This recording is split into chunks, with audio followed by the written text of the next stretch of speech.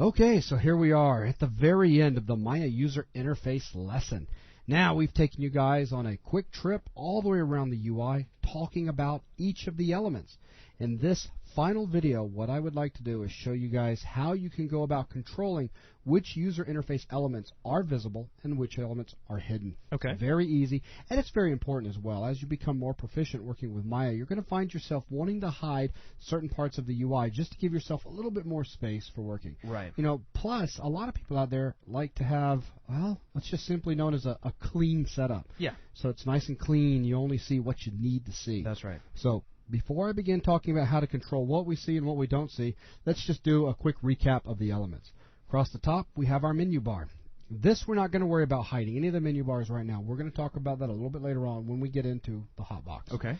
Moving down up from the menu bar, we've got our status line. From there, we've got the shelf. Moving over clockwise to the right-hand side, we've got our channel box, our layer editor. Up underneath that, we've got our time slider and transport controls. Underneath that, we've got our range slider and a few other controls. Up underneath that, we've got our command line and our command feedback. Up underneath that, we've got our help line. Moving on around to the left, we now have our toolbox, and that's pretty much all of the UI elements that we can control showing and hiding. So how do we do this? It's very simple. From our menu bar, we'll go to Display. We'll come down to UI Elements, and look at this. Here we go. All of the different things we can show and hide. Now, I'm going to use these two parallel bars to tear off the menu, as we showed you guys how to do earlier. Okay. Rip. That just makes it easier to deal with it, so I don't have to keep going back to the menu over and over. Now, I want to hide my status line. Click, status line gone. I want to hide my shelf. Click, shelf gone.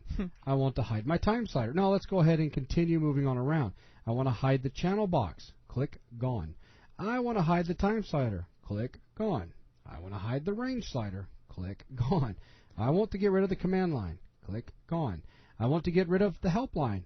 Click. Now it's really becoming bare. Right. I want to get rid of my toolbox. Click, gone. Now it is extremely bare. You have only two menu bars. If you guys remember, the one menu bar right here is for the current pane, and this will change based off of what panel is loaded. Right. So if I come up here to panels, and let's load something else in this pane. Let's say, I got an idea. How about the graph editor? Sure. Look at this. A whole bunch of different stuff. Nice. Let's go ahead and hit panels.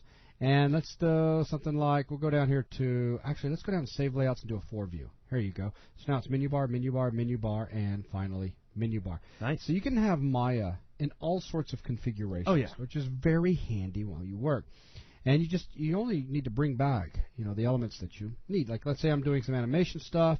My range slider is already set, and I'm happy with how it's set. So I just bring back my timeline. Makes it a little bit easier.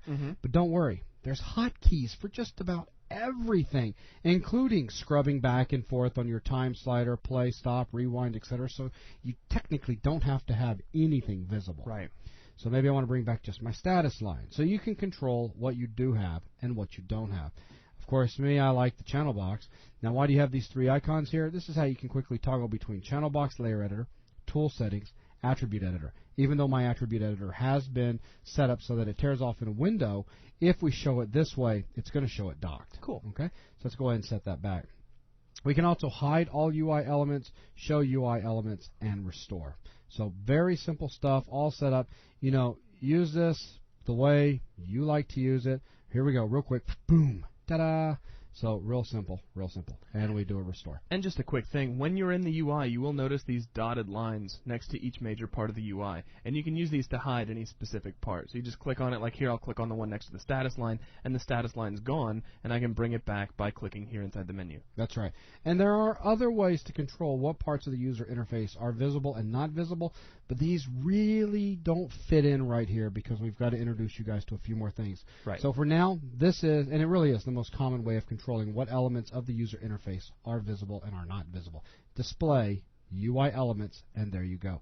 So with that, that's going to conclude this lesson on the Maya user interface and all the videos involved in introducing you to it.